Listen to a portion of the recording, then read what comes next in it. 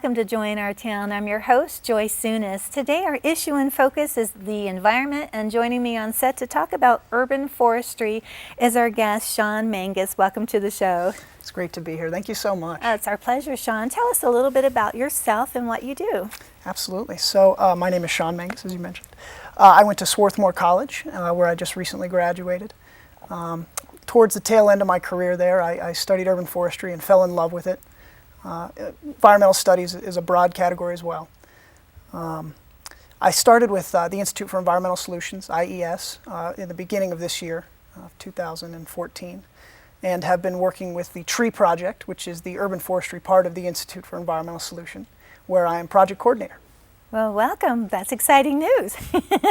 Okay, so due to many restraints that include the lack of space, the lack of resources, and also historical damage, urban forests are having quite the difficult time to become established and also maintain here in the arid West. So Sean, I want you to talk to me a little bit about that terminology, because I don't think everyone knows what urban forestry is and how it works.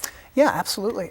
My best guess is that there's viewers that have engaged urban forests and practiced urban forestry and didn't know they were doing it, just as you said, or maybe weren't familiar with the terminology. So an urban forest is a space set aside, usually public or private, and it's where trees and vegetation are grown in an urban environment.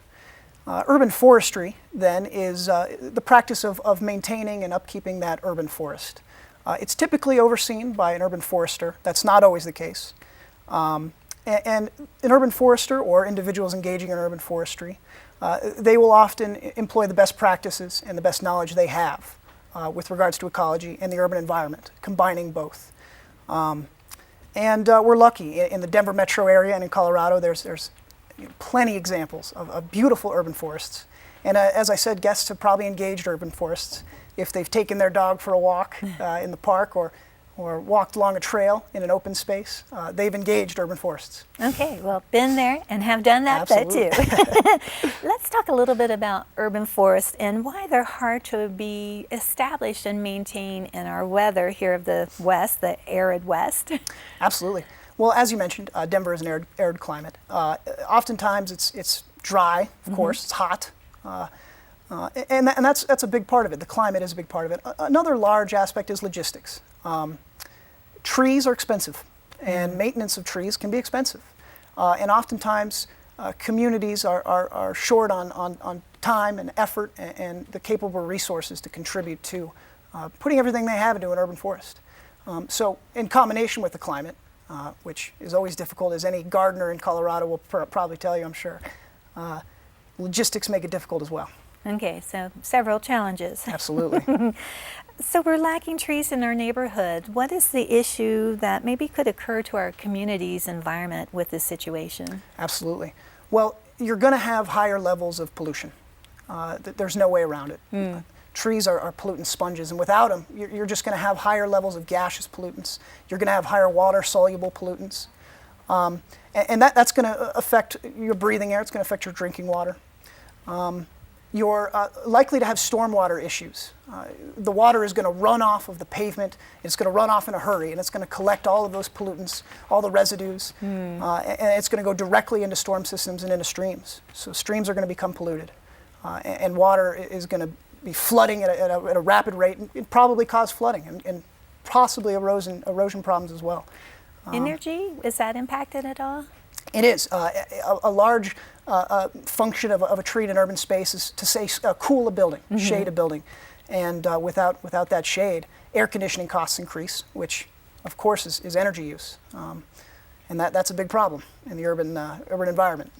So you just touched on, I think, some of the answers that will follow this next question, but let's elaborate a little bit more. What are some of the challenges a community at large will face in the absence of an urban forest presence? Well, without an urban forest, you're missing a great community resource where individuals can come together and experience a community together. You just don't have that space. And your space is not going to be inviting. Your urban environment is not going to be a welcoming place to be. You're not going to want to spend a lot of time there. And that's obviously problematic for a community. You want spaces where people can gather together enjoy their company, and feel safe and invited. And urban forests oftentimes are the only urban infrastructure where that community space can take place. Think a park or a festival space. Without an urban forest, you just don't have that. You know, one of the things that I experienced moving to the Denver area as my first home rental was in an older development. We had lots of trees in that neighborhood, and then when we bought property, the zoning law only required 1 tree per property. Right. And there was a park allocated for this space, but Okay. it really made a big difference in how you felt at home. And then also, even in the presence of the park, there weren't that many trees. So is this common in the Denver area? I would like to believe it is not. Unfortunately, a lot of the Denver metro area, a lot of the suburbs have unbelievable urban foresters or urban forestry projects. And again, Colorado's lucky in that regard. It's a focal point. It's something the community expects out of their urban spaces. There are certain communities where it's impossible to have a tree, whether it be for water rights, maybe there's a water line, maybe there's power lines, and those problems do exist, and that's something that urban foresters have to deal with constantly. That being said, in Colorado, I feel as if we're very lucky, and communities are really pushing as much as they can to have urban spaces and urban forests. You mentioned your employer earlier, the Institute for Environmental Solutions. Let's talk about some of the problems that they've been facing with the issues in dealing with the urban forestry absence. Absolutely. Well, a big focus, as I mentioned, is community space. So involving communities can be difficult. Involving as many stakeholders as possible can be difficult. Getting all of the voices you need to go forward with an urban forestry project can be difficult. You want to have everyone's perspective, and you want to have as much expertise as you can. Sometimes the logistics of that are just impossible. That's one problem we sometimes face. Again, we mentioned it earlier, trees are expensive. Sometimes communities are unable to purchase trees, unable to maintain them, and unable to care for them. So we have run into those problems in the past. In general, we try and formulate scientific solutions, and sometimes that doesn't work out. There aren't scientific solutions to a problem. That's why if you get as many people together as you can, which can be difficult, but if you get them together, then hopefully you can help with that. Well, now, Sean, that you've helped us to understand what urban forestry is, let's talk about some of those solutions and bringing those voices together. Looking for some strategies on how to improve urban forestry. You know, what are some of the solutions being proposed to help with these environmental problems? Well, as we mentioned, the difficulties with regards to urban forestry, you have to have a plan. And you have to have a planting plan, and you have to have a care plan, and all of those have to come together with the right combination. A great example would be if you have an urban situation, you have a creek running through, and its banks are eroding. An urban forester might look at that and see, and plan out perfectly, and plant properly, and care for native trees and shrubs that will prevent erosion, that will reduce pollution, that will purify the water source. And so, again, it has to incorporate planning, planting, and care, all of which it has to bring together a bunch of individual perspectives. Is there one area of those three, planning, planting, and care, that there tends to be a deficit in? That's a very interesting question. I think mobilizing volunteers can be difficult, especially in an urban environment. It's a busy place. People have a lot of things to do. So mobilizing volunteers is something that we honestly are just always looking for motivated and wonderful volunteers. We're lucky, we always find them. Colorado has wonderful people that love their trees, and so we never have a problem for too long, but it can be. So what are some of the environmental benefits, again, of urban forestry? Well, as we mentioned before, they're just pollution sponges. They soak up all kinds of pollution, whether it be gaseous, water soluble, but also carbon and carbon emissions. They're great for carbon sequestration. It's estimated that urban forests only make up 3% of the U.S. landmass, but they sequester 14% of the sequestered carbon emissions of total U.S. forests. Right. So they make a huge difference with regards to pollution and carbon sequestration. Air quality. Air quality.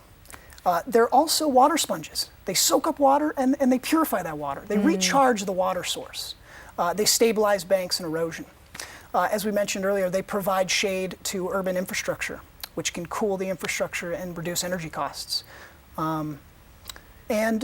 They're pretty, they're beautiful, they're aesthetically pleasing. People want to be in those spaces. Yes, they do. You can't discount that. One thing you haven't mentioned, wildlife. Does this impact them too? Absolutely. I'm glad you mentioned that. One example, we worked in the Greenbelt not too long ago, and up on the nest was a huge great horned owl.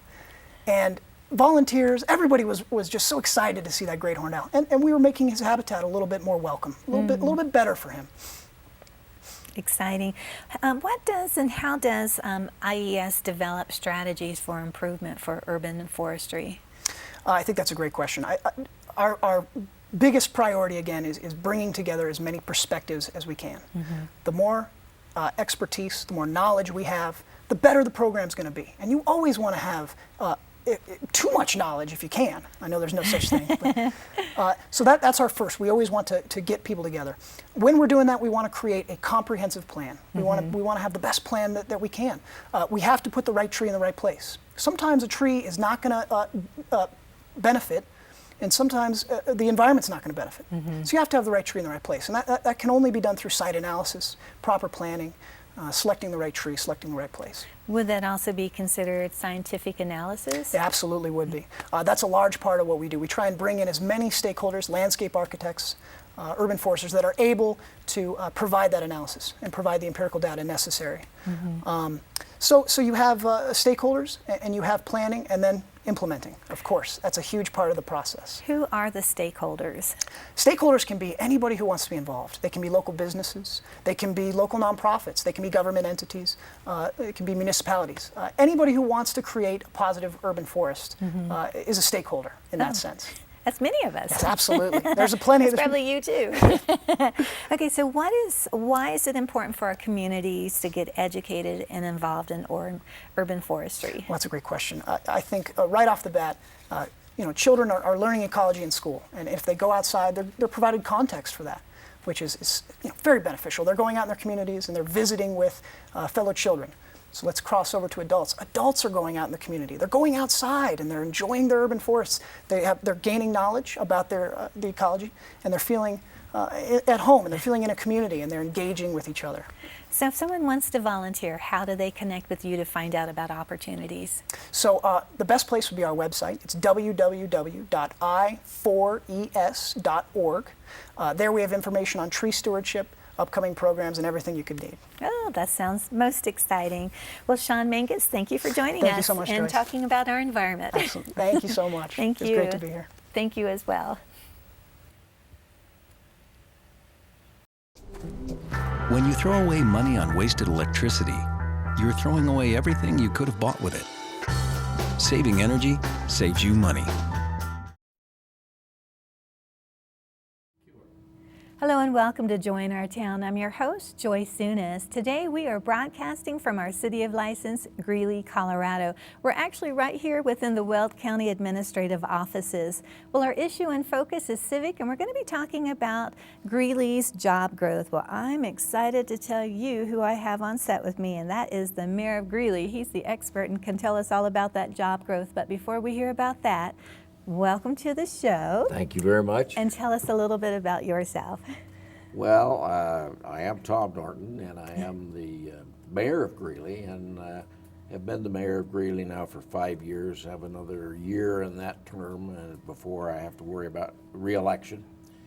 And it's been very rewarding to be here. My background in state government as a senator and a cabinet member under Governor Bill Owens and the head of the State Department of Transportation all gave me an extremely good background for local government and being mayor of Greeley. And that's been very rewarding because I can kind of dive right in and know what's going on and work with the people within the city very directly. A public servant at heart, but also a man who calls Greeley home. Well, that's true. I've been here for 50 years, and And it's kind of like, well, are you a native? Well, not quite, but I'm about as close as most people that are in Greeley.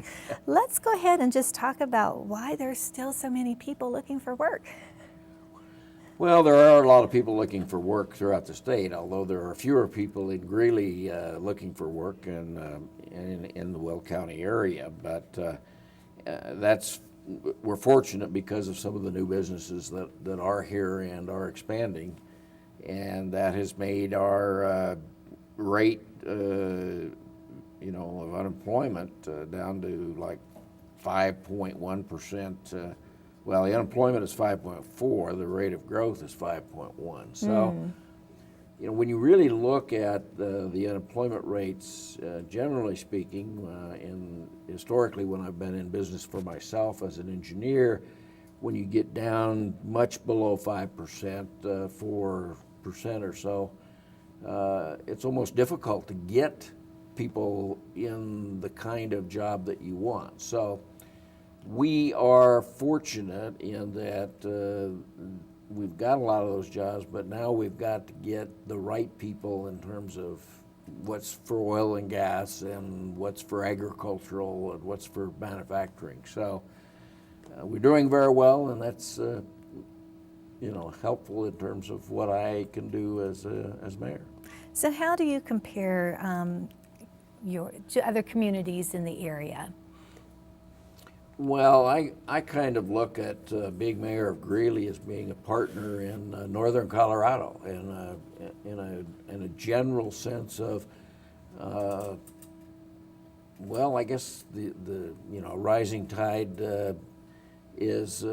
floats all boats, and so Greeley, Fort Collins, Loveland, Windsor, Eaton, all Pierce, all the way up and down the southern part too, in terms of Fort Lupton and Platteville and Gilchrist and LaSalle.